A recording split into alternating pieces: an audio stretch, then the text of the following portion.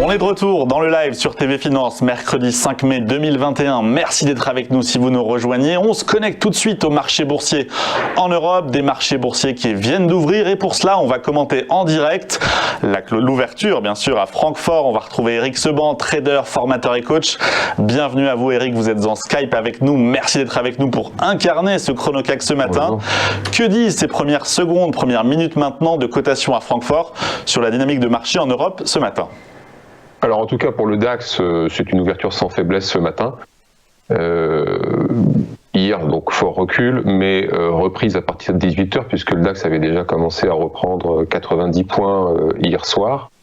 Après la fermeture du marché action, à partir de 18h jusqu'à 22h, la clôture, le marché a repris 90 points. Et ce matin, en tout cas depuis cette nuit, puisque le DAX ouvre à 1h du matin, eh bien c'est 40 points de plus. Donc c'est déjà quand même un rebond relativement significatif, même s'il n'est pas très important. Rappelez-vous, mercredi dernier, nous étions encore dans la zone de la seconde épaule, de cette figure chartiste épaule-tête-épaule que j'avais déjà anticipée il y a 15 jours.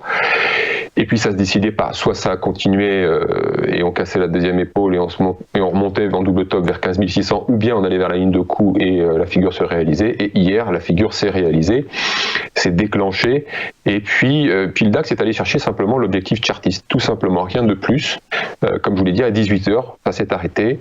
Ça s'est arrêté donc en report de la figure et également sur un niveau de pullback qui était un ancien objectif que je vous avais donné il y a plusieurs semaines. Donc pas de relais une fois l'objectif atteint, ce qui tente à confirmer ce que je vous disais la semaine dernière, à savoir un manque d'initiative.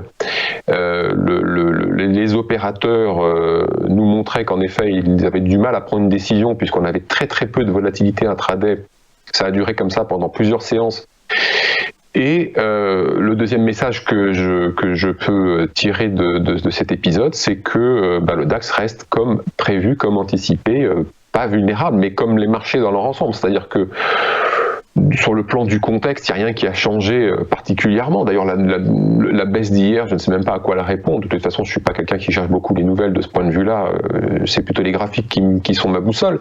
Mais je continue de penser que de toute façon, un signal baissier viendra forcément des banques centrales, et tant que nous n'avons pas ce signal-là, eh bien tout le reste, ça reste la vie des marchés avec de la spéculation qui peut être prise à contre-pied par moment, ou un manque d'initiative qui fait qu'on va avoir un comportement extrêmement scolaire des mouvements de marché. Donc pour le moment, je ne passe pas encore baissier, même si on a cette figure de retournement qui est déclenchée. Je ne passe pas baissier pour les raisons que je viens d'évoquer, à savoir que le contexte n'est pas favorable. De mon point de vue, les éléments ne sont pas réunis pour avoir une forte dégradation, même si on a eu un signal chartiste avec le déclenchement de cette figure, et également un signal technique. Les conditions pour moi ne sont pas encore réunies. Donc je vais attendre plusieurs jours de voir un peu quel va être le comportement sur le plan de chartiste du DAX, donc quelle va être un peu l'ambiance au niveau des opérateurs.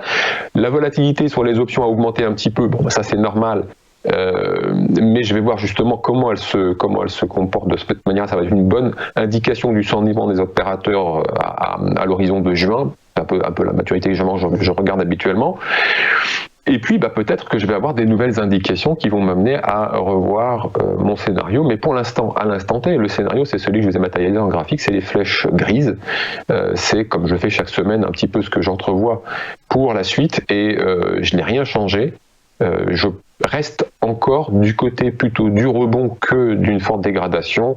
Ce que j'appelle une forte dégradation, ce serait par exemple aller casser 14 600 par exemple. Là, pour moi, ce serait un signal relativement fort, quand bien même il faudrait que j'analyse en temps réel la raison pour laquelle le marché irait sous 14 600. Il va falloir un fort catalyseur, et même un fort catalyseur ne me laisse pas entrevoir que les marchés soient lâchés.